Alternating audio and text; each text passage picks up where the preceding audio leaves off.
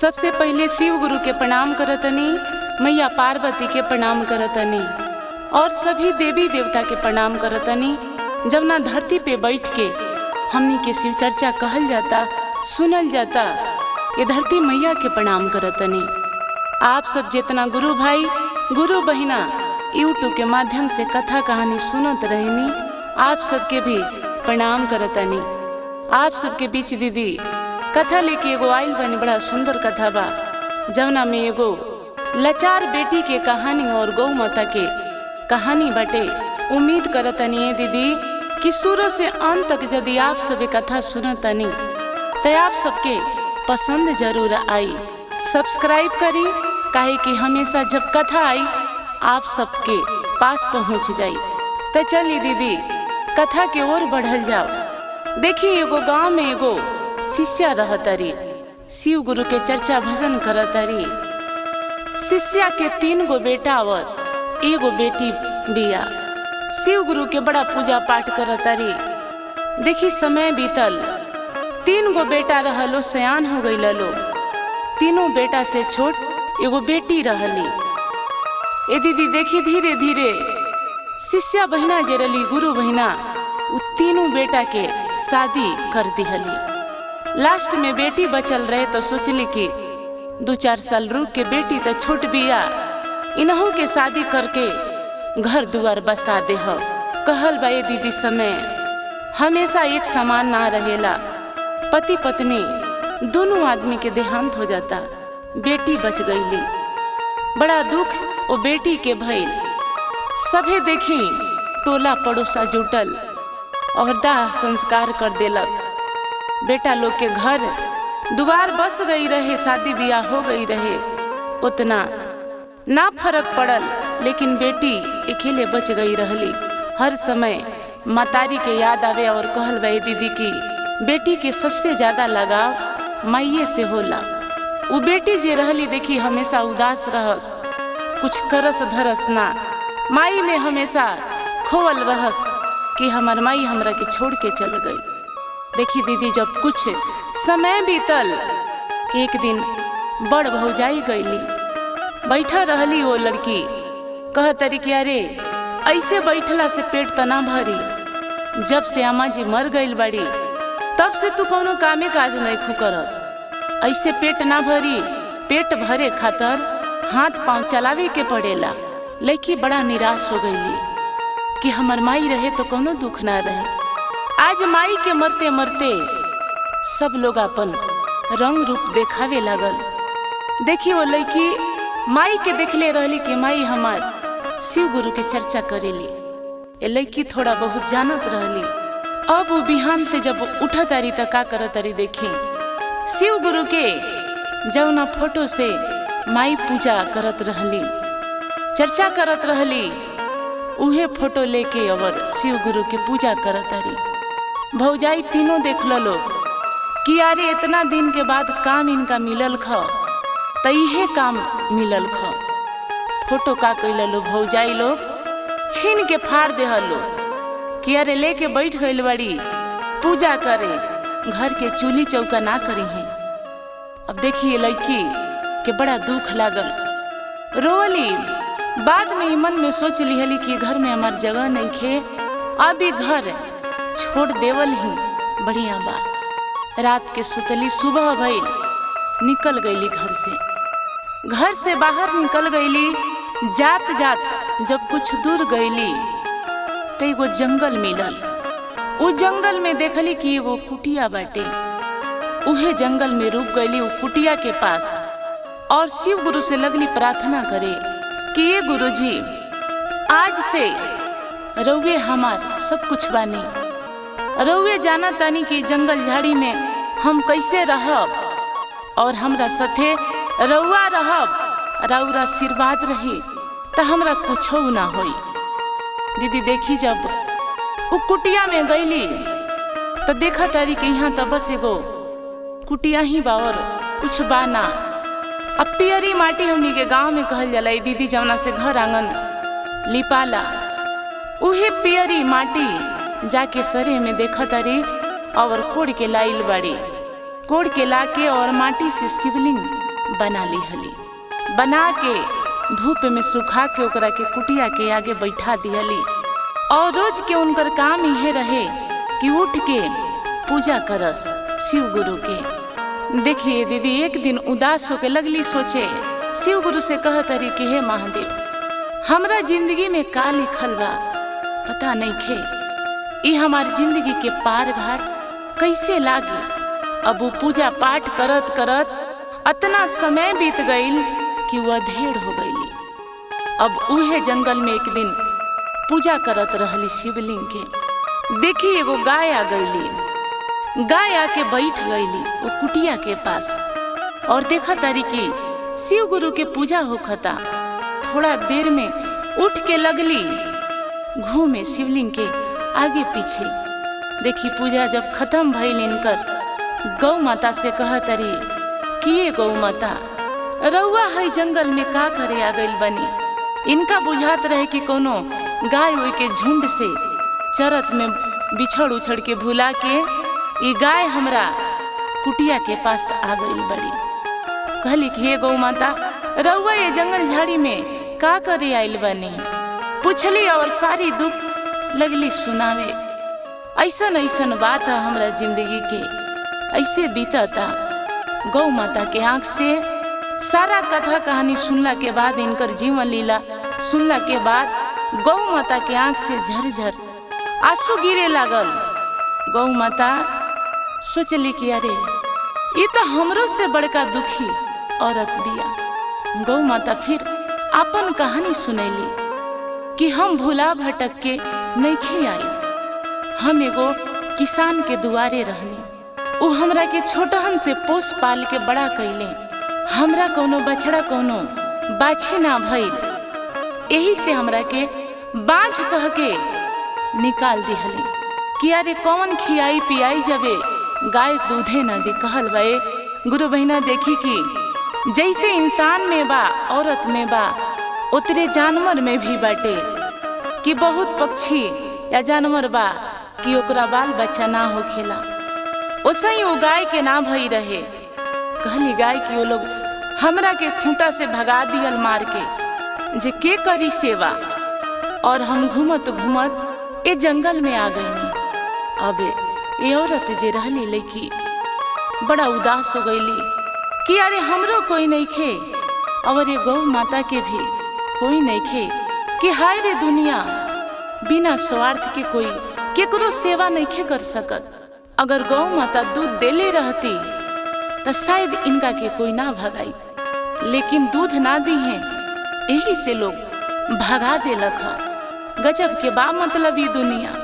कहलिए औरत की गौ माता, अरे चिंता मत करी, अराउरो कोई नहीं खे हमरो कोई नहीं खे, हमने दोनों एके जैसन बानी सन कि आज से हम पूजा पाठ कैला के बाद सारा टाइम रहुआ के देहब, सेवा करम, चारा लाइब, घास भूसा लाइब, कि रहुआ चिंता मत करी। देखिए गुरु बहिना, रोज के काम रहे वो औरत के, उठ के पूजा कइल पाठ कइल, साथे साथे गाय भी रहस, गौ माता पूजा करस। देखी समय जब बचे तई जाके चारा के व्यवस्था करके गौ माता के बड़ा सेवा, बहुत सेवा ई कैली। दोनों लोग एक दूसरे के बिना ना रहे। जहाँ वो औरत रहस वहाँ गौ माता रहस। अतना सेवा कैली कि वो गौ माता कुछ ही दिन में बदल गईली।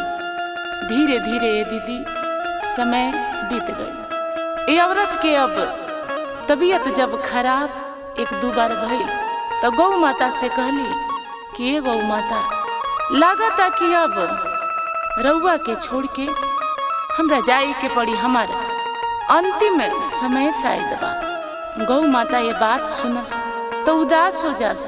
एक दिन देखियो औरत के देहांत हो गई। गौ माता के पता चलल कि जे हमार सेवादार रहलक, जे सेवा करत रहल, आज हमरा के वो छोड़ के चल गई कि अब के बा।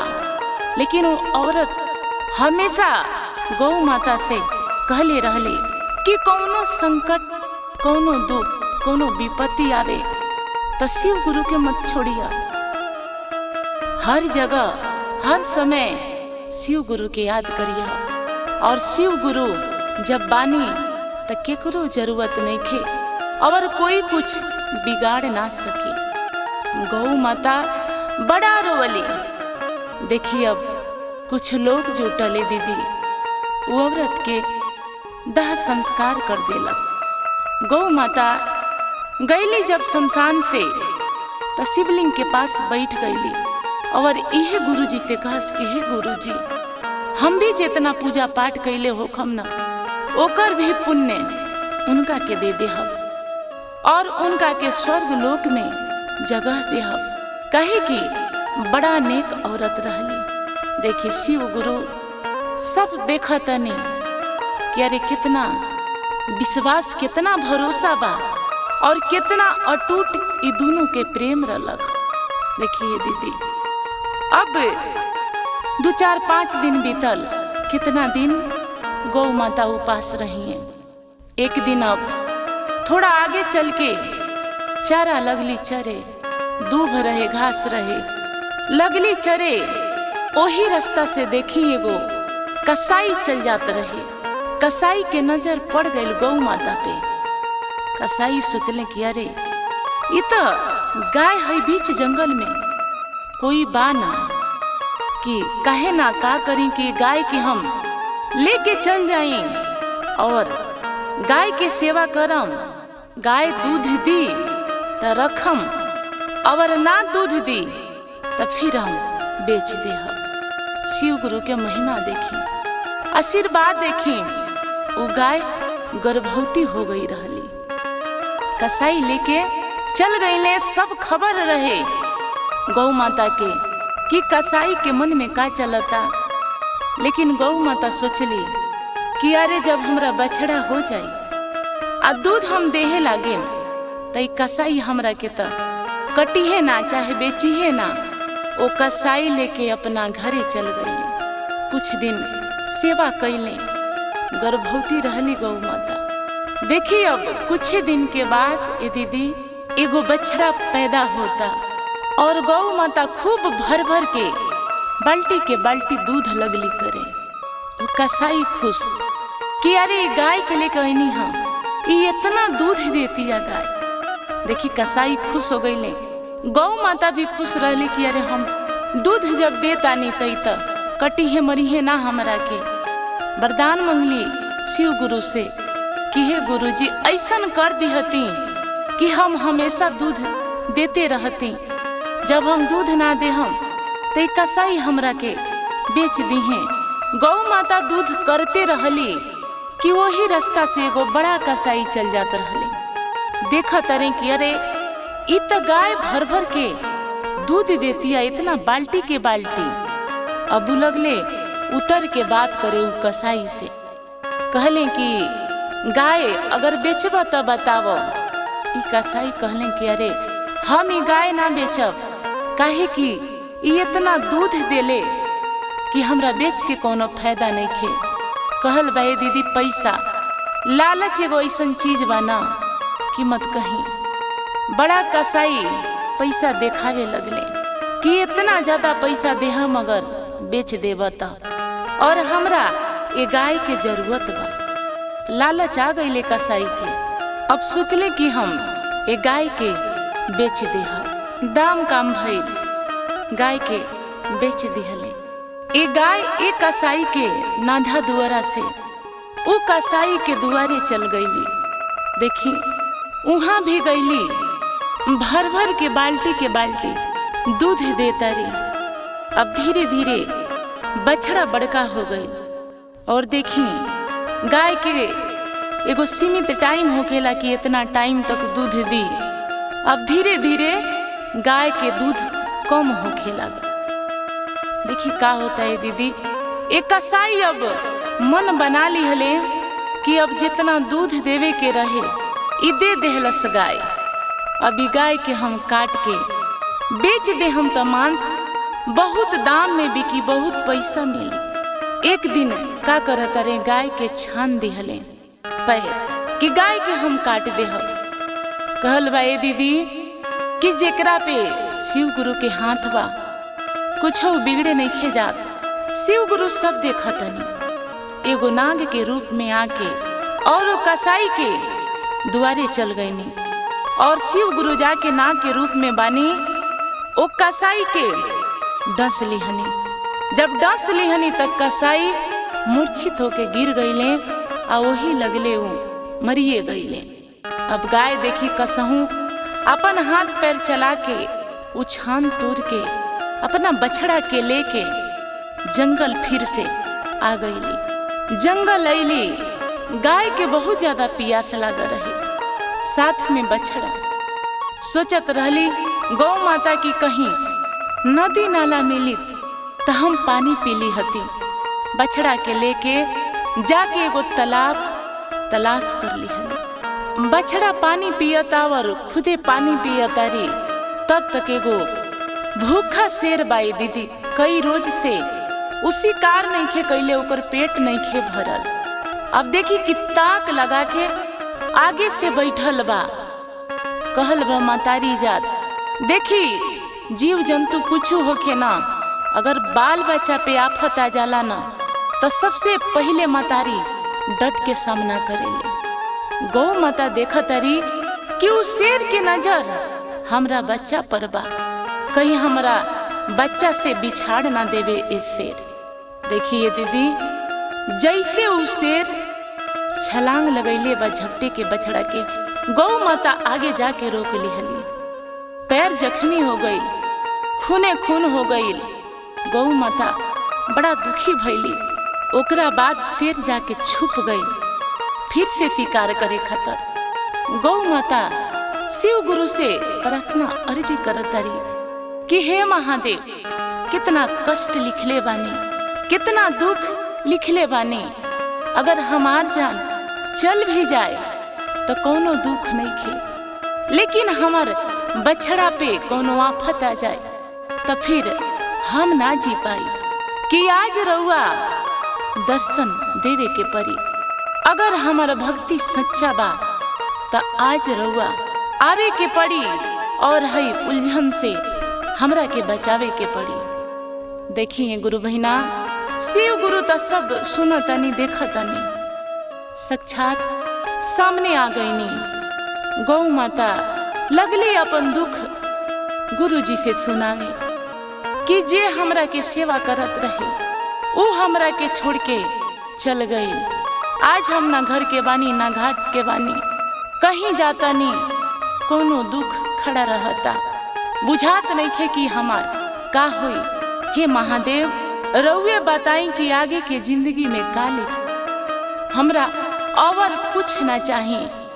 अरे हमरा के जे रखी, जे हमरा के लेके जाई, ओकरा के तो हम बदले में दूध भी दे हम। गुरु जी कहनी कि गौ, अरे उदास मत होखा, समय है, दुख सुख आवेला, घबराई के ना चाहिए। और तहरा साथे हम हमेशा रहेनी। यही से हर मुसीबत से तू बच गईल बाड़ो। कसाई के द्वार पे भी सब हम देखत रहनी, यही जा भी सब हम देखत रहनी, लेकिन तहार कुछ होई ना कि चला आज से तहरा कोनो दुख ना होई, ऐसन जगह हम लेके चला तानी। महादेव देखिए गुरु बहिना, एगो साधु संत के भेष में आ गईनी और गाय के पगहा ले ले, जहाँ पे बहुत साधु संत लोग फकीर लोग बैठे, वहाँ चल गईनी। और गईनी तो कहनी कि एगो है गाय बिया और है बछड़ा बा, कि आप सब अगर सेवा करम तई गाय के हम रउआ सबके दे के जाई। काहे कि हम बगले के गांव में रहत रही, अब हम बड़ा दूर जाता नहीं, तई गाय लेके कहाँ कहाँ घूमम। अब सब लोग साधु संत लोग सभी लोग जानता कि गौ माता के सेवा करे में कितना पुण्य मिलेला।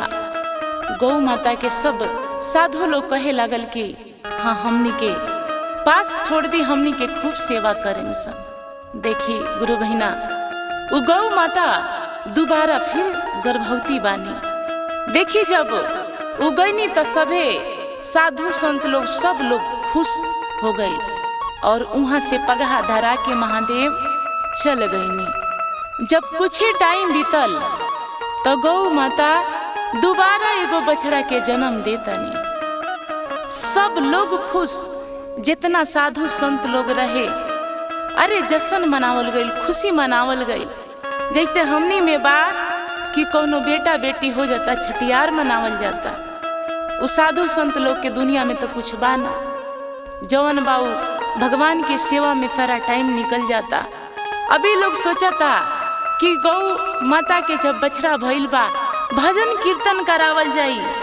जब 6 दिन पूरा भइल तो वहाँ भजन कीर्तन भइल। सब लोग दूर दूर के साधु संत के बुलावल गईल भोजन ला, और गाय के बड़ा आदर भाव, बड़ा सेवा। उ गाय रोज उठस और शिव गुरु के प्रणाम करस, मंदिर के आरी पाछी घूमत रहस। उ गाय के गोबर से उ सारा संत लोग के कुटिया लिपात रहे। सब लोग खुश रहे, सब लोग चारा के व्यवस्था करे, बछड़ा के देख रेख करे, नहवावे धुलाए। अब गाय अपन दोनों बछड़ा के लेके रहे लगली। इहे कहल बा दीदी, देखी जिंदगी में पाप मत करी। अरे सेवा करतनी, पूजा पाठ करतनी ना, तो कहीं ना कहीं रहुआ नसीब में वो पुण्य लिखा रहल बा। जब समय आई तो रहुआ मिली। यदि पाप करतनी तो वो भी कहीं ना कहीं लिखाइए रहल बा।